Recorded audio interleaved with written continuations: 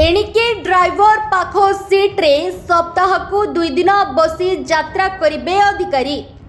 आम बस संख्या कम हेले विवाद अधिक। केतेबेले दुर्घटना रे मुंड गलानी तो केतेबेले काहाकू पिटिलानी बस।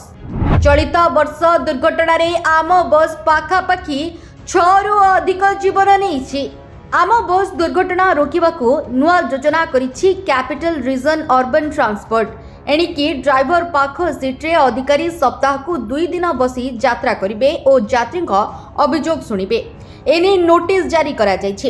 एही क्रमर खोद क्रूटर परिचालना निर्देशक डॉक्टर एन थिरुमाला नायक बस रे बसी यात्रा करिबा सह यात्री सुविधा बुझिछंती।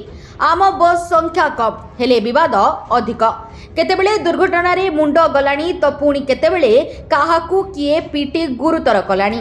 एमितिकी लोकंकु चलंत गाड़ीरू बस कर्मचारी ठेली देबार उदाहरण रही। हाथाहाथी मारपीट तो नीतिदिनिया घटना। चलित वर्ष दुर्घटना रे आम बस पाखापाखि 6 रु अधिक जीवन नहीं। पात्रपड़ा दुर्घटना रे महिला मृत खबर हेउ किंबा नंदनकाना रास्ता रे छात्री को मड़ाइबा घटना एमिति प्रतिदिन लंबा तालिका बढ़ी चली।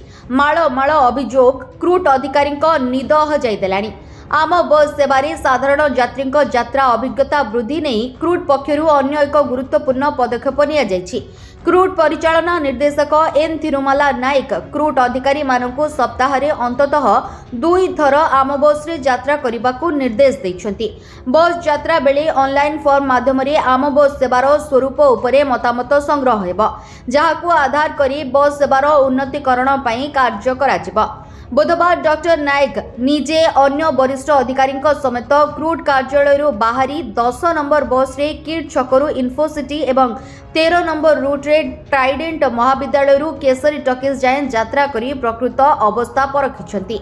निजे टिकट करी साधारण यात्री भली यात्रा अनुभूति नैछंती। से भली अनेक यात्री सह जोगाजोग करी समानक यात्रा अभिज्ञता विषय रे सीधा सड़क मतामत संग्रह करिछंती।